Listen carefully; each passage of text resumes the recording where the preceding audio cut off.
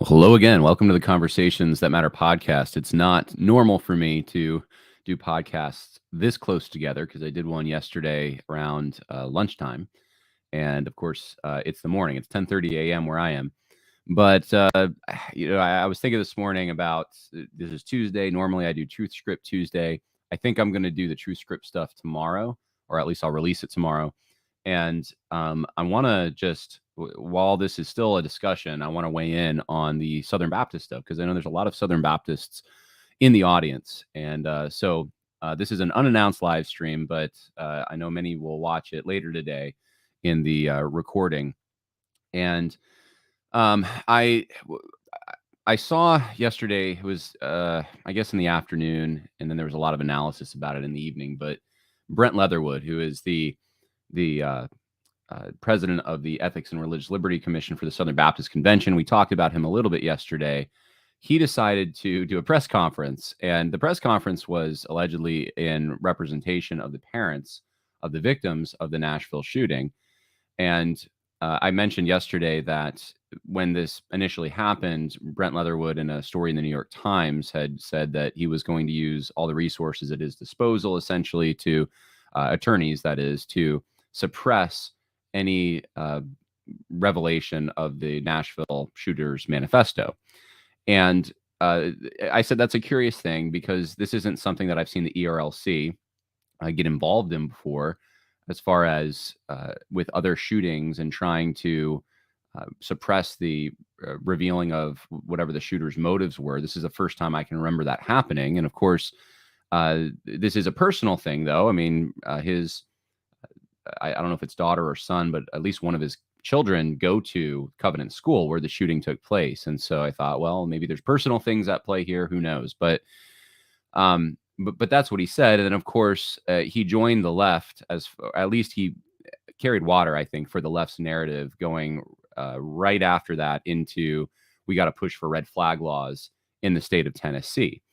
And meaning we need to limit those who can purchase or own firearms based upon testimony of family, that kind of thing. And of course, this is, I don't want to get into the red flag issue deeply, but this has been a concern of pro Second Amendment and pro gun rights organizations for a long time, because what they see is, situations where you might have a divorce or something, family feud, whatever it is. And you have people that are close to you that try to take away your ability to defend yourself. And of course, nothing related to the taking of hormones, which probably, well, I shouldn't say probably, but it possibly could have contributed to this situation when you have a female biologically taking hormones because they think they're a male. I mean, that produces some aggression when you get that testosterone in you and you're not used to it and your body's not made for it.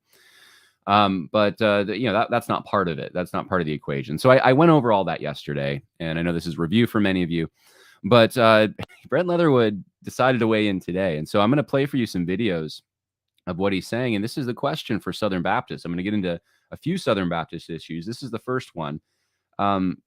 Is this the kind of person you want representing you? And if not, I would suggest, in fact, maybe I'll pull it up on the podcast, going to the board for the ERLC, contacting them. And I don't know exactly if that pressure is going to do much, but it's the only shot I think you have, other than the annual meeting, and trying to get some kind of a censorship. People were calling for, or censoring him. People were calling for his removal. But, so any kind of pressure you can bring if you're still in the convention, I think that's the responsible thing to do. Otherwise, you don't want your money if you're going to this organization or Brent Leatherwood, if this is the kind of thing he does. And so I'll show you what I'm talking about. I was going to distill this myself because I saw the video, but Megan Basham actually did a lot of the work for me. And so I'm grateful to her. And people have asked me, by the way, you're going to have Megan Basham ever on the podcast? And the answer is yes, I will. As many of you know, I don't necessarily go for high profile guests. I love having high profile guests, but I'm not, I don't know. I don't really make a distinction as to whether they're high profile or you've never heard of them. I think through the metric I use when I invite guests is whether or not they are, the information they have is going to be helpful to you. So especially like people who have an expertise in a certain area, or they're firsthand witnesses of something, or especially people that you haven't heard of maybe, and you should have heard of them because they are being ignored by other media outlets. Those are the people I tend to go for. So anyway, that's an aside on how I think through who I have on the show. But Megan's got a book coming out at some point, and when that book comes out, I definitely will have her on the show. But Megan put this out there, and her reporting on this stuff has been invaluable. She said, Brent Leatherwood, head of the ERLC, who lobbied for gun control after the shooting, called the person who leaked the pages of the manifesto a viper. So it's just interesting the strong words that Brent Leatherwood uses. Imagine that these pages showed the killer using the N-word and gleefully expressing hope of killing Black children. Would he still frame the leaker as shameful and say, "How dare you?"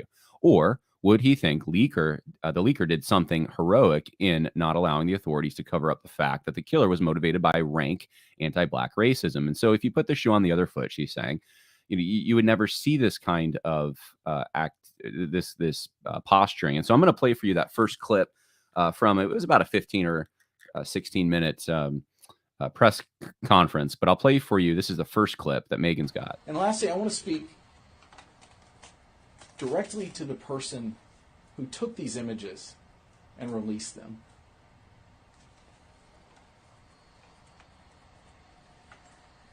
You are a viper. You're a member of the law enforcement community. And you have released evidence that was gathered in our most vulnerable moment.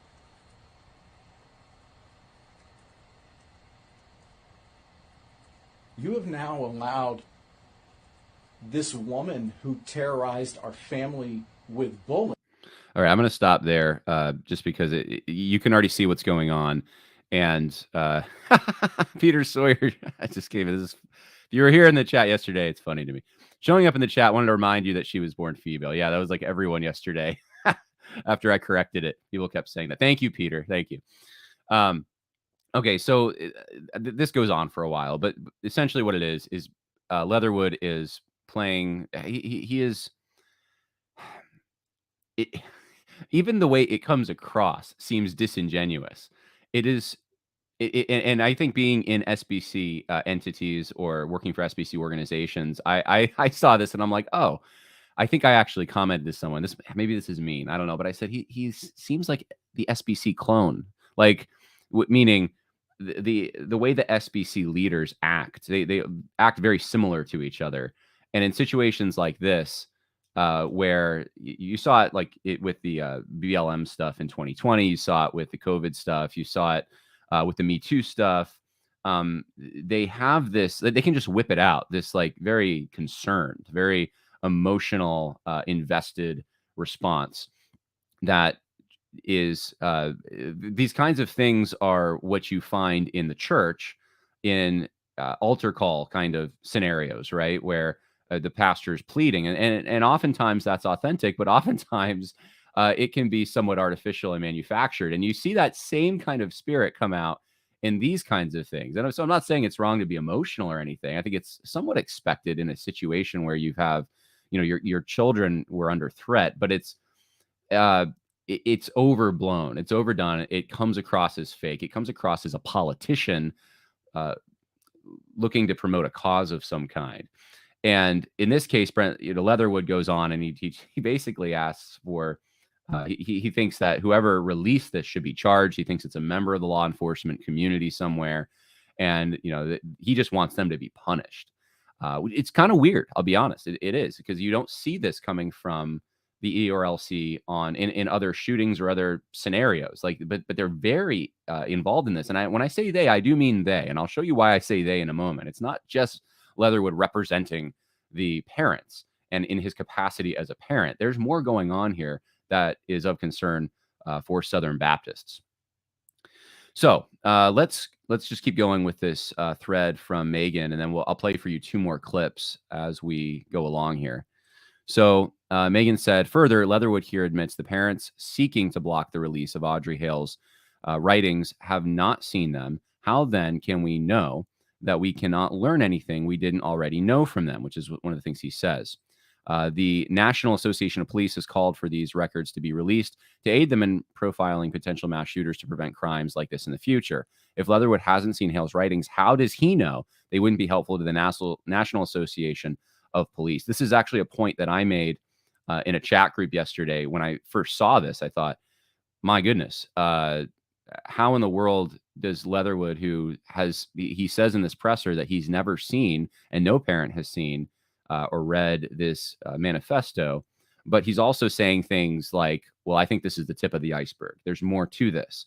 And he's very positive, as Megan just said, that, this would do damage if released. And, how does he know all of this? What's if he hasn't read it? There is something odd going on here.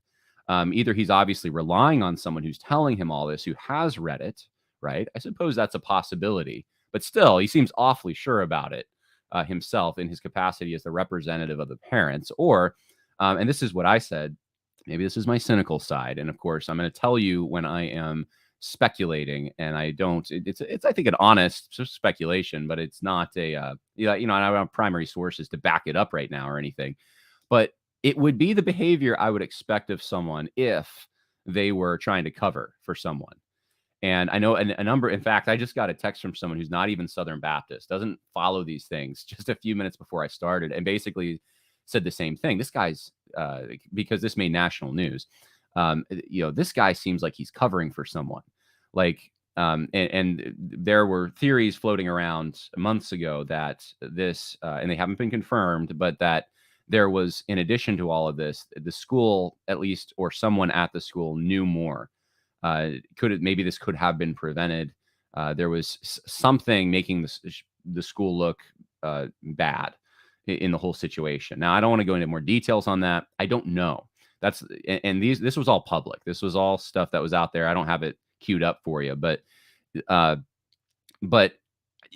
when he acts like this, it makes me wonder if any of those rumors were true. I don't know, but it's odd behavior nonetheless. So here's the second clip here. Have you seen the writings yourself? No. That's what I asked. No, I'm sorry. No. To my knowledge, there has been no parent that has been given any sort of access. No.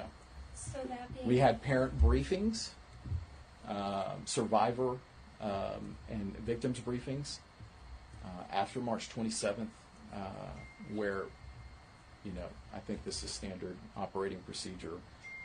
Metro just kind of reviews. Okay, seems like he's at a little loss for words there. But yeah, it's an honest question the reporter asked, and a good question. Hey, you're saying all this about this manifesto, and we should punish the person who released it, and it's not helpful, and it causes, it can potentially cause violence, and there's more to it. You seem to know an awful lot about this manifesto, but then again, you're now saying you've never seen it, you haven't read it. So, all right, so this is let's go back to the thread here. Megan makes some good points in this. In the past, in the case of anti-Black racism, the ERLC recognized that mass shooters' motives matter and they can be motivated by racial hatred. Why is this not relevant in this case? So in 2019, ERLC posted, listen, this past weekend, the U.S. was hit with more tragic mass shootings, and the shooter in El Paso claimed allegiance to the evil ideology of white supremacy as a motivation for his attack. David French, Jeff Pickering, and Travis, I don't know if that's Wuso, to join to discuss. So the ERLC hosted a roundtable on this. The thing that's interesting to me about this is, number one, the El Paso shooting, if you actually look at what as I remember, the El Paso shooter said, a lot of this was related to climate change. I mean, he wasn't someone that was strictly of the right, and it wasn't strictly a racial thing. I think it was, if I remember correctly, I could be wrong about this, but it had something to do with, I think he was in Texas, obviously El Paso, Texas, and there was just I think the immigration issue might have played into this. There's just too many people coming across, but either way, let's say it was totally a white supremacy thing, and we don't want any minorities in Texas or in El Paso, which, in El Paso, I think is like overwhelmingly Latino or Hispanic, if I'm not mistaken. But the ERLC's reaction is to kind of highlight that, to try to draw attention to it, to say that this is something worthy of discussion, that we need to figure a solution out for this.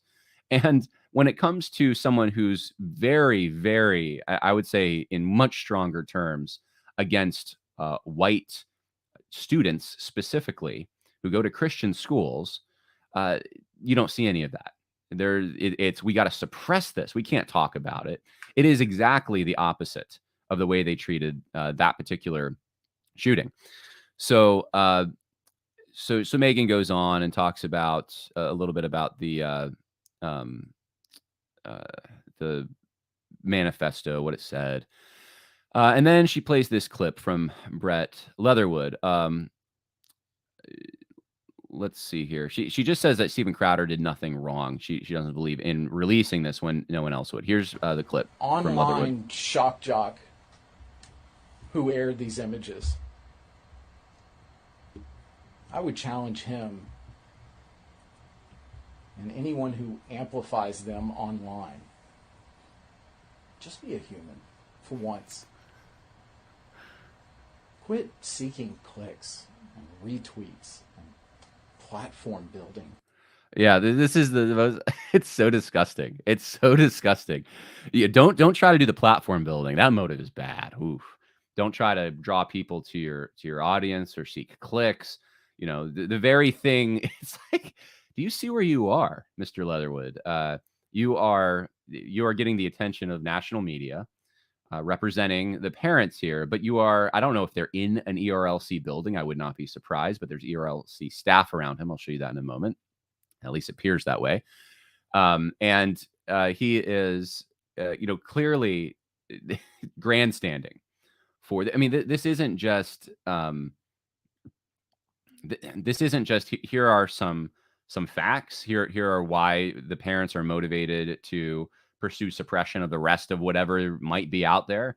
This is much more than that. He is giving his opinions on all of these things. He is using very emotional language to produce. It almost looks like he's going to cry and break down at some point in this. I mean, he said in the beginning that he felt like he had been walking around the day feeling like he had been sucker punched or something. I mean, the whole thing is just over the top. And he wants to now call Steven Crowder a shock jock and blame him for doing this. This was wrong.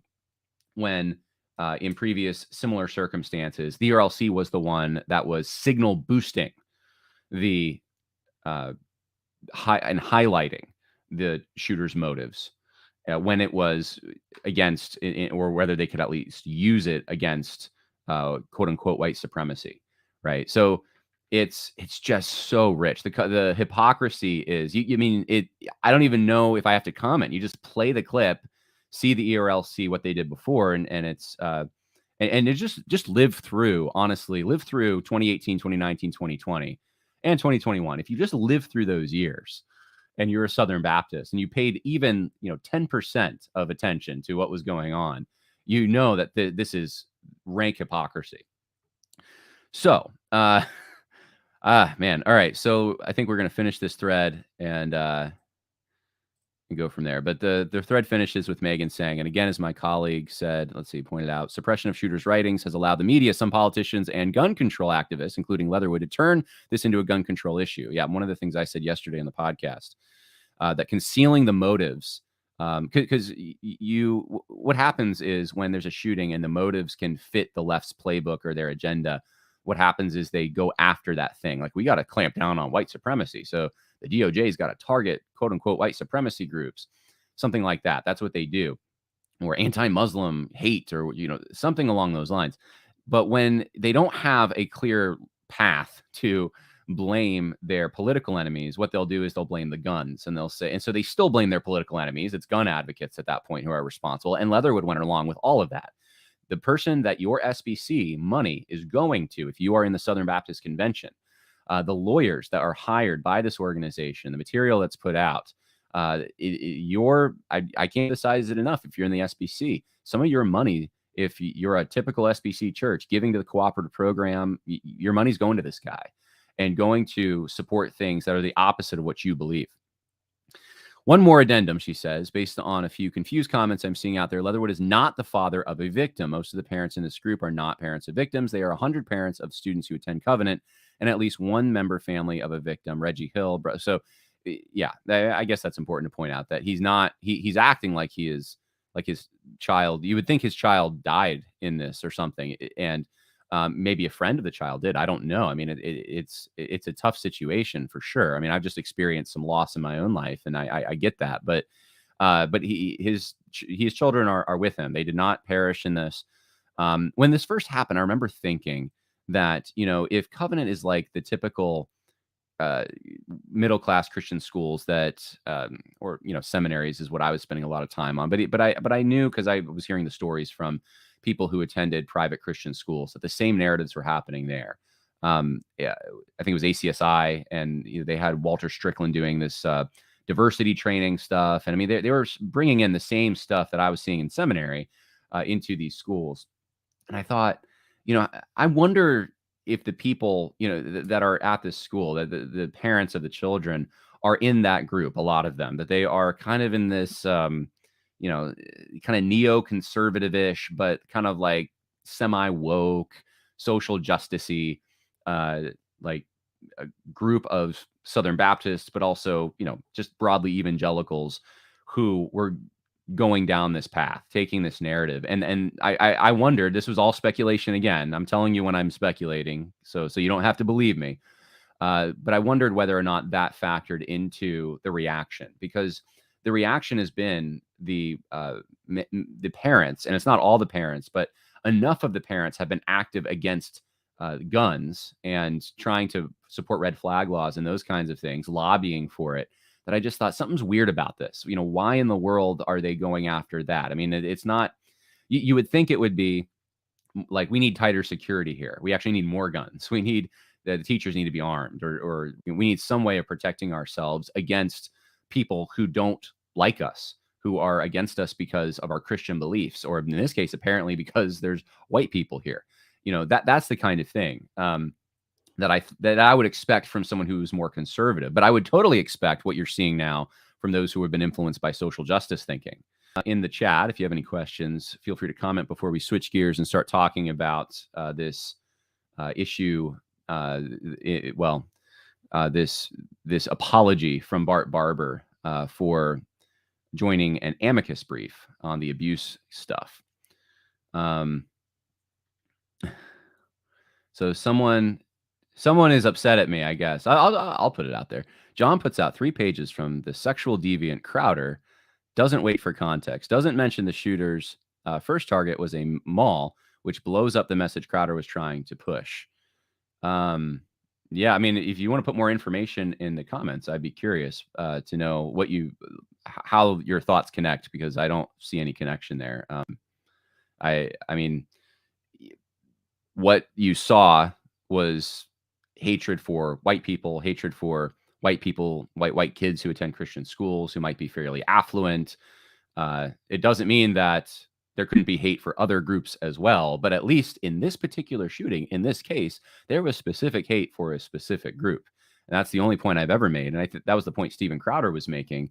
I didn't listen to his whole episode, but I listened to probably about 25 minutes of it, and that's all I heard him saying. So sorry, Leah Laughlin, if you could explain to me what you mean by that, I'd be all ears. But yeah, I don't see that. Checked off asks, would Pharisee be an apt description? Straining at a gnat, ignoring the camel. Yeah, perhaps. I mean, I've said that for a long time. I think a lot of these social justice advocates in the Southern Baptist Convention act like Pharisees. The things that they want to be concerned about are things that, if they even are problems, are minor compared to much bigger problems, and they will ignore much bigger things. And it usually parallels, you know, the left is concerned about this, so we're concerned. And, you know, the right is more concerned about this, so we're not concerned. Okay, so let's move on then to the next thing here. I think that was it for Megan. Yeah, I think that was her last tweet in that particular thread. So here's, before we leave the issue, I forgot about this. So I was going to show you this. If you, if you go to Sean Graham is the one who posted this. These are 2 screenshots from this press conference with Leatherwood. I don't know exactly where it was. I'm wondering if it was in a Southern Baptist building. I don't know though. It may not have been. But when the cameras, kind of whoever was running the camera, looked around the room briefly before ending the conference, the press conference, and you saw, now it's a little fuzzy, but you saw this gentleman, and you saw this particular lady here, and Sean Graham pointed out something. This was pretty early on. He picked it up. I was actually impressed that he picked this up. But if you look at the pictures, Elizabeth Bristow, who's the press secretary for the Ethics and Religious Liberty Commission for the Southern Baptist Convention, looks an awful lot like the person in this photo. I mean, I'm pretty sure it's the same person. And then if you scroll down on the ERLC staff page, you'll come to this gentleman, Alex Ward. Alex Ward looks an awful lot like the gentleman in this picture. Now, I don't think we're seeing everyone who is there, but you're seeing there's enough there to make you scratch your head and say, why in the world are the ERLC resources like the press secretary and the research associate and project manager, why are they there? What's the purpose of them being there? And why does it look like they're running things, they're organizing whatever this is? This is not just a parents of the victims of the shooting or parents of friends of the victims of the shooting, parents who had kids that went to the school. This is more than that. This is a Southern Baptist activity of some kind. They're involved in this. The Southern Baptist Convention is involved in the message that Leatherwood put out there. And that's the thing that I think should concern Southern Baptists. Why in the world is this something you want to be involved in? Well, you're paying for it. If you're in the Southern Baptist Convention, your money's going to this kind of thing. So I wanted to show you that. Now, let's move on. Let's talk about some other stuff. We got, Steven Crowder. Okay, I forgot about this too. Steven Crowder actually, I'll show you this. All right, last thing before we, I promise, last thing before we move on. So Steven Crowder put this out there. And by the way, Steven Crowder, I don't listen to Steven Crowder. He's a comedian. I'm sure he probably says some off-color things. So I'm not defending any of those things. He just happened to be the guy who had the guts to publish this. And he posted a screenshot from an Emily Cotrain, New York Times journalist. My name is Emily Cochrane, and I'm a reporter at the New York Times. I'm working on a story on Mr. Crowder's publication of the Covenant Writings, and just left a press conference where one parent, Brent Leatherwood, was critical of the decision to publish those photos. He described it as chasing clicks at one point and said that proceeds from the video should go to the families of the 6 victims and or the school. I watched the video earlier this morning and will incorporate some of that, but also wanted to make sure Mr. Crowder didn't have any additional comment in response to the pushback. Where was Brent Leatherwood on all of the other shootings that the ERLC used as evidence of white supremacy or racial, white nationalism or something along those lines, nativism? And I don't recall any of this, asking, well, all the major media that capitalizes on this, including us, we're donating to the victims. Did they ever do that? Did the ERLC ever donate any of their? I mean, what about, should cooperative program money be given to victims when the ERLC does panel discussions discussing the white supremacy of the shooting perpetrator and that kind of thing? No, of course not. They're totally rank hypocrisy. But this just shows you the what the ERLC, who the ERLC is being used by.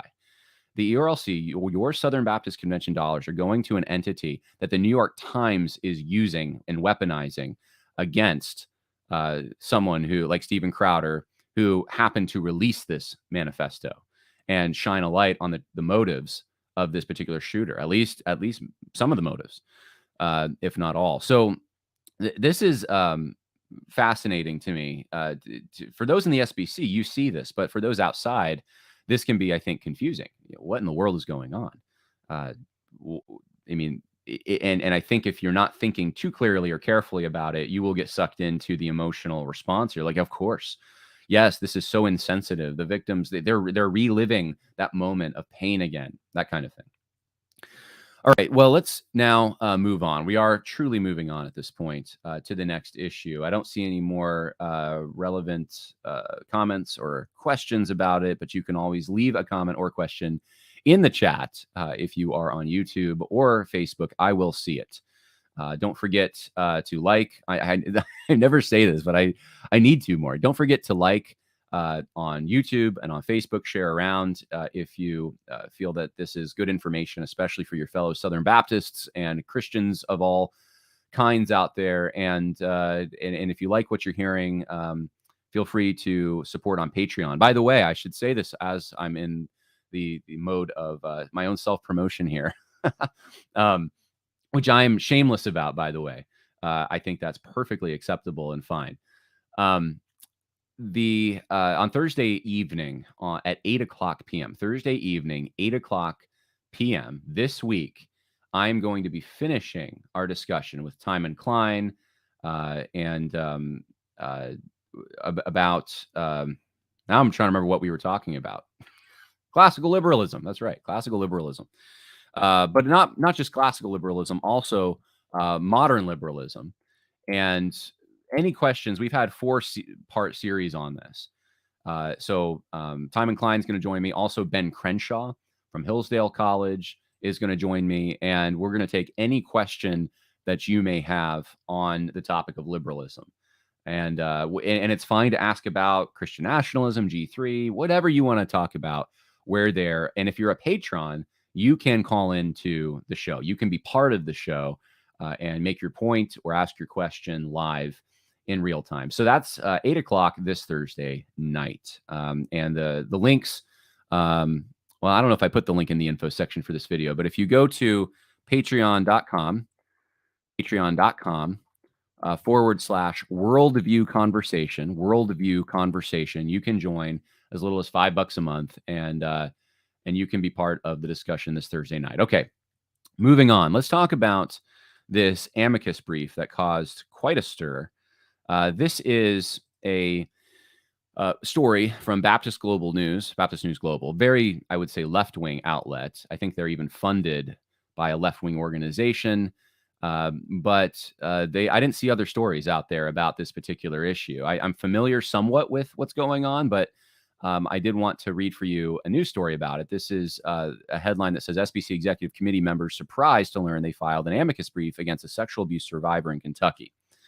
This was more of a controversy 2 weeks ago, last week, but it's ongoing. So when the Louisville Courier-Journal reported yesterday that the Southern Baptist Theological Seminary, Lifeway Christian Resources, and the Southern Baptist Convention Executive Committee had submitted an amicus brief arguing against the rights of a sexual abuse survivor, that was the first members of the executive committee ever heard of it. And some of them are furious, as are advocates for abuse survivors who have been working for years to get something done in the nation's largest Protestant denomination. This is deplorable, said Chris Davis. The SBC is lending its voice against a survivor in a case in which it is not named. This is legal cruelty. All right, so the typical things you'd expect. Adam Wyatt said, we had Mississippi Baptist pastor. We had no working knowledge of this as a board. Poor excuse, I know, but it's true. In a separate tweet, he said, I continue to grow very tired of seeking people, letting people speak on my behalf without ever being consulted. Okay. So it just as a lineup of quotes from Southern Baptists who are very angry that this took place, and this is against abusers. Jacob Dellenhollander, a Kentucky pastor whose wife has been an outspoken advocate against sexual abuse, tweeted, when the SBC and the Southern Baptist Theological Seminary raise their voice against a victim in the case that doesn't involve them because of potential lawsuits, they are acting on a selfish consequentialist ethic. You notice this is the same kind of thing Leatherwood did, right? It's immediately questioning the motives. And it's, I don't have a problem with reasonable, coming to conclusions about why someone might be motivated by something publicly.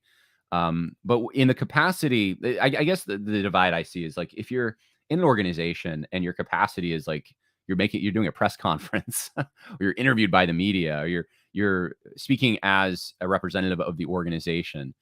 I mean, it's okay to have your own thoughts on what might motivate something, but what I find happening a lot in the SBC circles is they when they're in a corner, or when they have political opponents that they want to squelch somehow, they will often do this thing where they make it all about that person. It's actually it's a tactic that works so often. You question the integrity of the person who's bringing the information, or who made the decision, and you don't actually talk about the issues.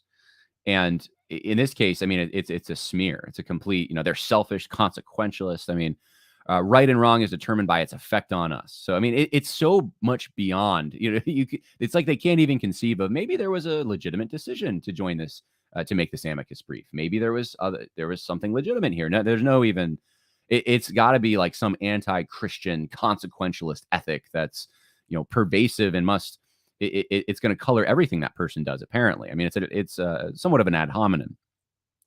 They wouldn't pass their own ethics class, he says. Gross. All right. So there's so much of this. I'm not going to go. But the case is, it relates to claims by Samantha Killery, who alleges her adoptive father, a Louisville police officer, sexually abused her throughout her childhood. She also sued 2 other police officers in the department for their alleged roles in knowing about the abuse and not reporting it. And I think the other 2 were her grandpa and the lover of her father, who were both police as well. A Jefferson County Circuit Court judge threw out the case because of the time of the alleged abuse. The state's statute of limitations for reporting abuse claims was only 5 years, which had elapsed. But in 2017, the state legislature doubled the time in which victims could sue. And in 2021, it said claims could be brought against non-perpetrators, such as police, government units, or religious organizations that violated their duties to children. The Kentucky Court of Appeals reinstated Killery's suit, and now the state Supreme Court must decide whether the legislature's expansions of the statute of limitations and the reach of child abuse claims should be applied retroactively to cases of alleged abuse that happened before the law changed. Although the SBC Lifeway and Executive Committee are not named in this case, the outcome could have significant relevance to them. So, and that's because of the Hannah Kate Williams lawsuit against them. Now, here's the thing about this. This is a confirmed victim. This is someone who actually already went to court against her father. Wanted to, though, take things further, but the statute of limitations was already expired. But then this law is passed, and now she would like to continue that fight. But the question really seems to be whether or not that statute, that rule made in 2017 should apply to organizations or not for things that happened before that law was made. So the reason the SBC would be interested in this is because in the situation with Hannah Kate Williams, where she's saying she wants to sue the organization, the Southern Baptists, for what took place in local settings. I mean, there's actually more than one issue here, because one of the issues is about local church autonomy, but another issue is statute of limitations, and as I understand it, and whether or not organizations can be sued when things beyond the statute of limitations, or regarding things that happened before this 2017 law was passed.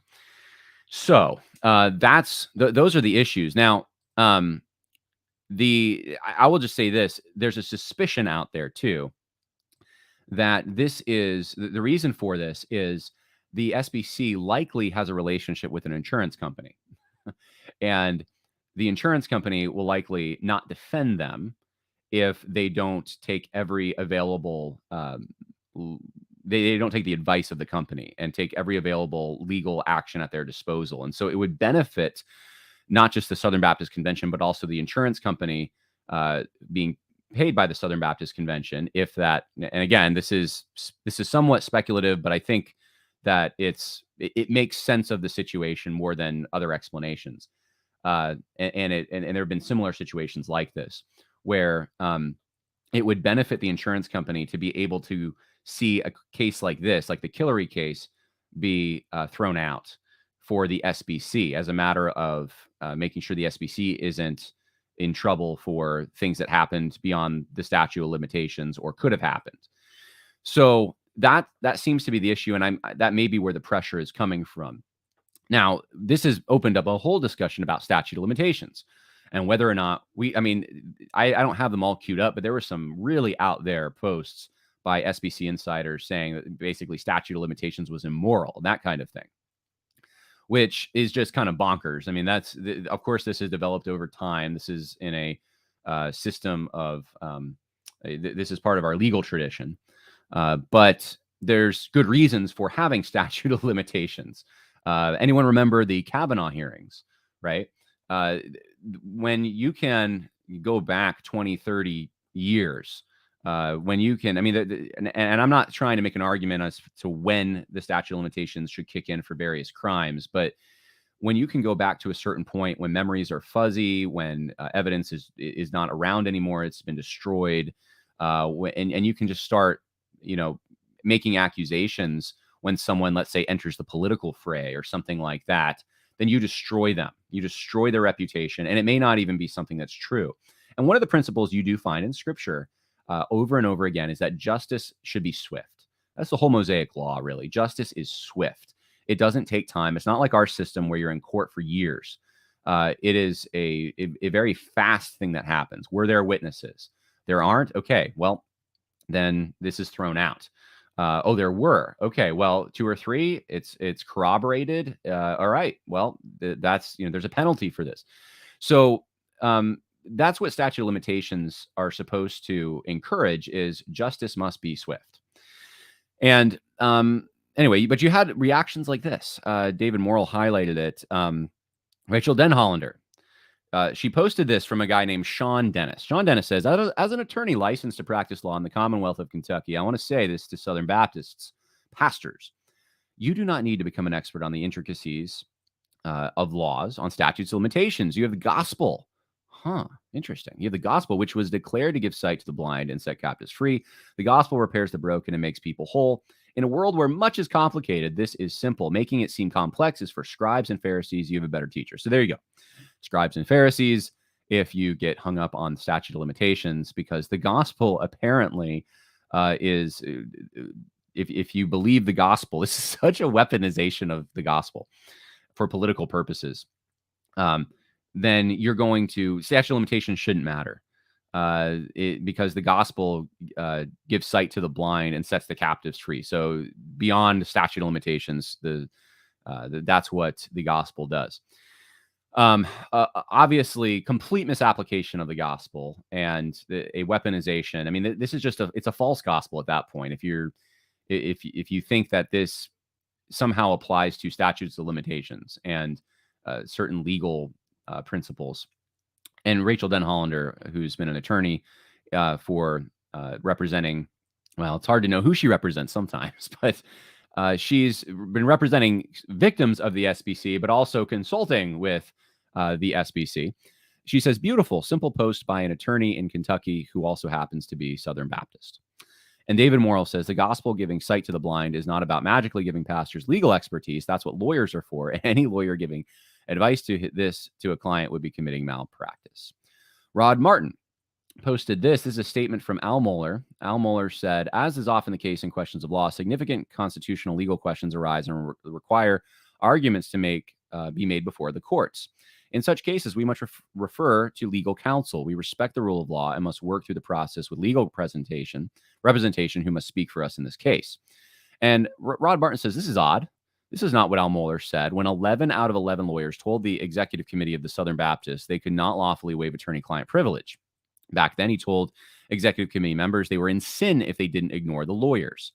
And then he refused to waive privilege at the Southern Baptist Theological Seminary. Mohler is, I know many of you don't understand this or might disagree with this. I've been making this point for years, and it just gets proven over and over and over again. Mohler, and I've said this after years of watching the guy and the positions he takes, he is such a political animal as far as like, and I don't mean animal in a derogatory, I just mean that he is motivated by politics, and he will shift if it benefits him politically or not so easily.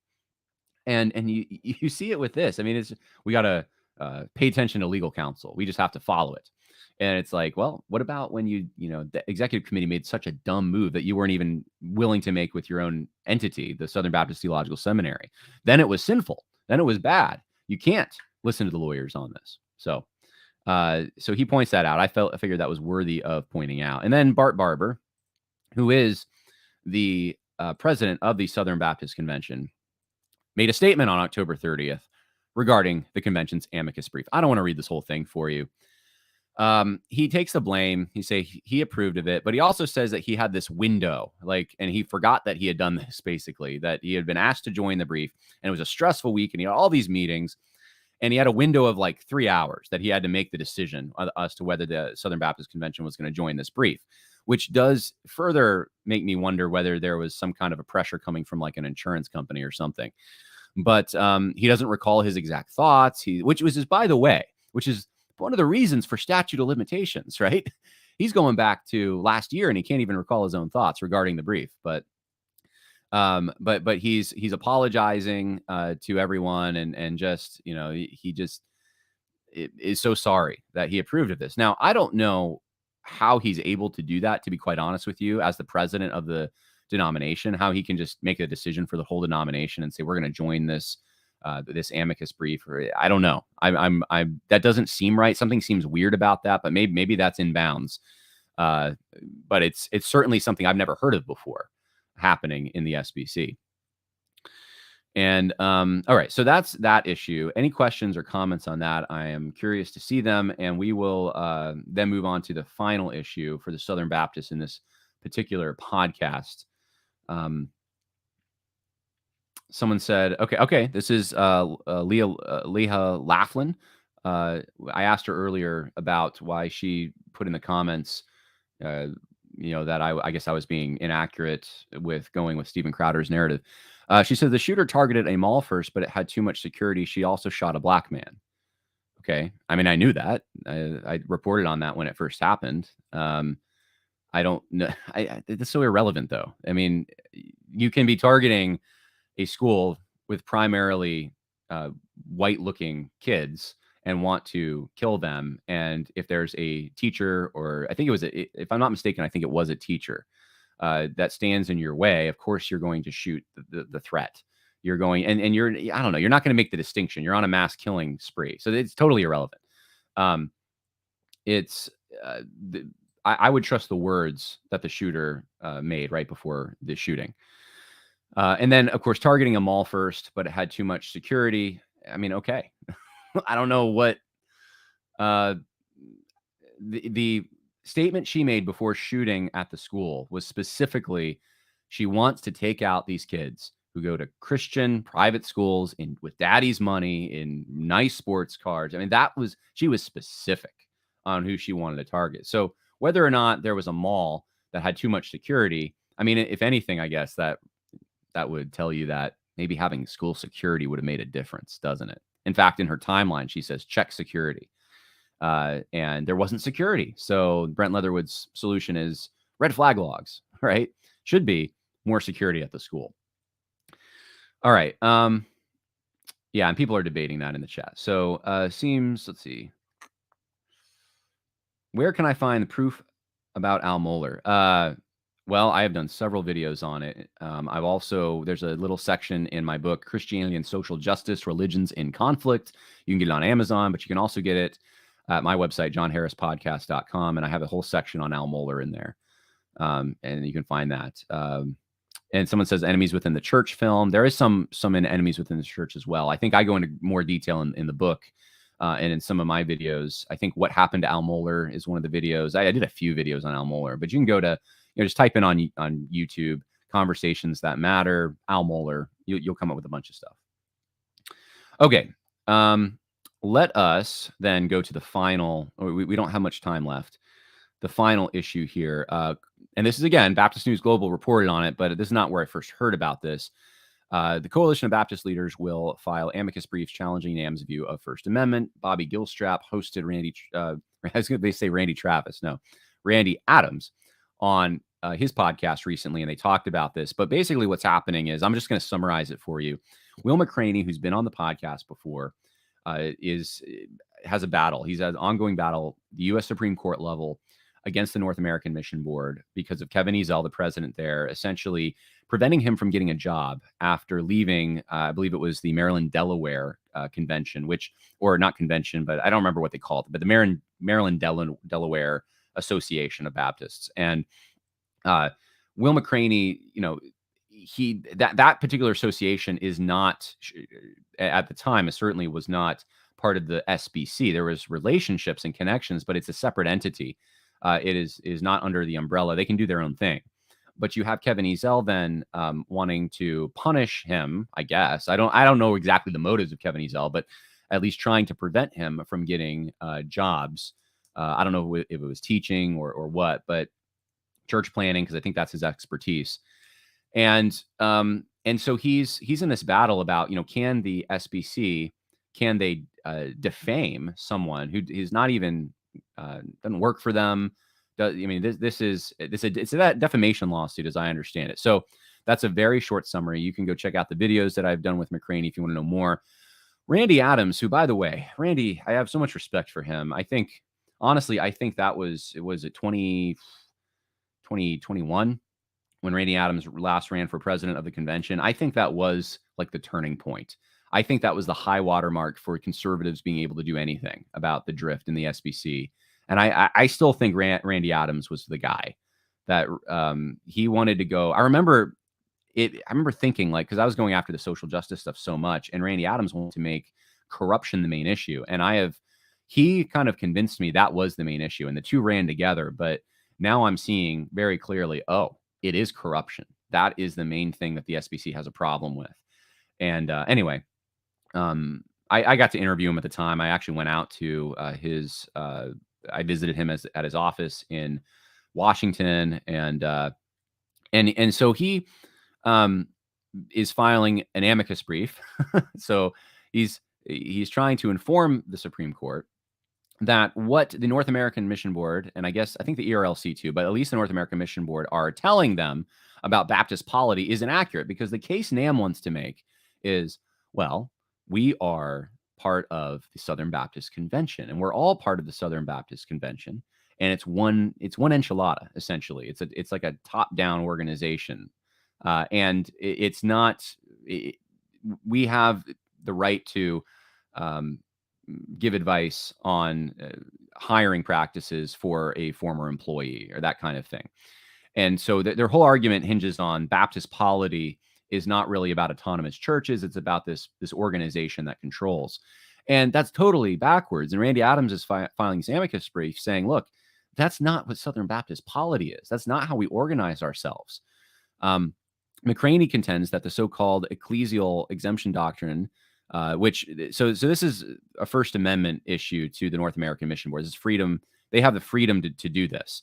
But McCraney contends that the so-called ecclesial exemption doctrine does not apply in this case because he was not an employee of NAMB, and therefore this is not about NAMB's internal personnel policies.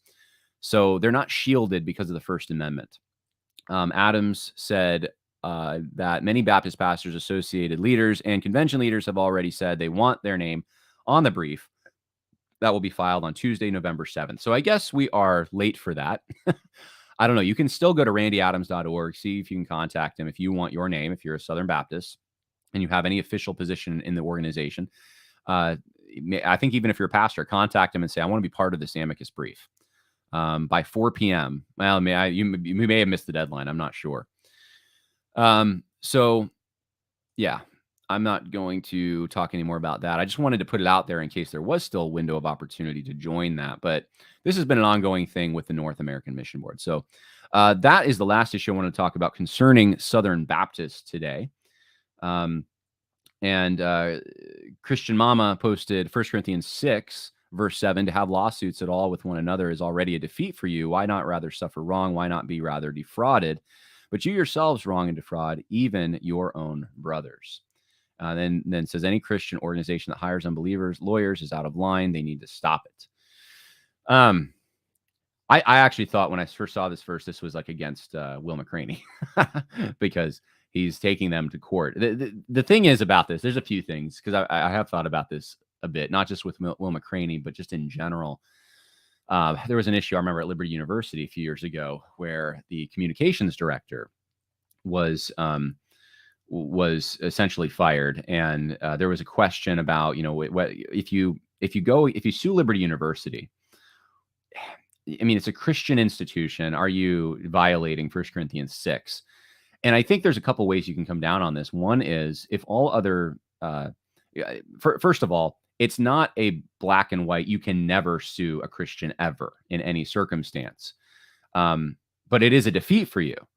Why not rather be defrauded? Of course, there's a very strong question to ask. Why not just let it go? And I think there's a reason to sometimes take someone to court, even if it's a Christian or a Christian organization, when all other resources have been exhausted. And when you're doing it not for yourself, but for others who are potentially going to be hurt. And the other thing I'll say is, just because it's a Christian organization, quote unquote, doesn't mean it's a Christian individual. The 1 Corinthians 6 is talking about what? It's talking about Christian individuals. It's talking about now I think you could say that a culmination of individuals in an organization or a church, yeah, but it may apply. But some of these organizations have not been behaving very Christian, and they are composed, I'm just going to say it, of people pulling the strings at the top levels who are not likely Christians. What do you do with that? When Christianity Today, we'll pick an easier one to think through. Christianity Today, I mean, is that a Christian magazine? I guess it is, but I guess it's not. Megan Basham just did a whole expose on them for, the Democrat, how they give money to Democrats, the staff there. But if you just look at their content, it is not like an Orthodox Christian organization. It's clear that it's basically a political front for the left to try to influence evangelicals. That's what I see it as. And it's been taken over by people who are, pro. There are writers there who seem to be okay with abortion, okay with, at the very least, okay with the sexual deviancies and that kind of thing. And I mean, at what point do you say, well, I can't take any legal action because they're a Christian organization, right? So not a discussion we were maybe planning on having, but Christian Mama responded, said, there's no reason to take anyone to court. Jesus suffered death penalty at Caesar's hands. How much more are we to suffer at the hands of false brethren? Okay. Well, that is a interesting position. I do not take that position. I do think there's reasons to use the legal remedies we have. In fact, I think Paul used his Roman citizenship as a legal remedy to try to stave off the kind of suffering that he would incur had he not said he was a Roman citizen. So there are certainly reasons to do that. Even the Mosaic Law makes provisions for taking someone to, the equivalent of court for a wrongdoing. So this is something that has been part of our legal tradition for a long time. I'm not going to say our legal system here is perfect because it's not.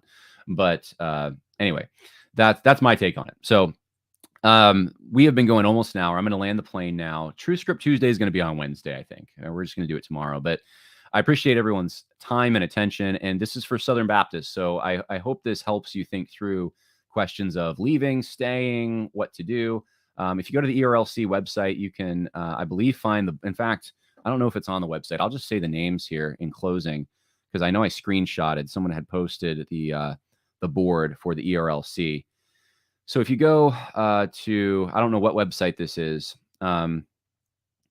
but if this is the board for the Ethics and Religious Liberty Commission. I really wish I had this queued up. I didn't think about it, though. So you have, let's see, you have a number of people here whose terms are expiring. I'll just read off some names. I'll go to the term expiring in 2024 because I know that they're still there. Anthony Cox, Sherry Privetto, Michael Geyer, Lori Bova, Alan Gale, Preston White, Joseph Godfrey, Todd Howard, A.B. Vines, Jonathan Ferrari, Amy Petway, Jimmy Patterson, Janie England, Tony Beam, Scott Foschi, Greg Greer, Jamie Masso, Matthew Morgan, Paul Yu, Christine Hoover, Kelly Hancock, Jonathan Whitehead, David Prince, and Kevin Smith. Kevin Smith, I recognize. That guy's kind of woke. Jonathan Whitehead, actually, I think is a lawyer who's been very helpful on these things.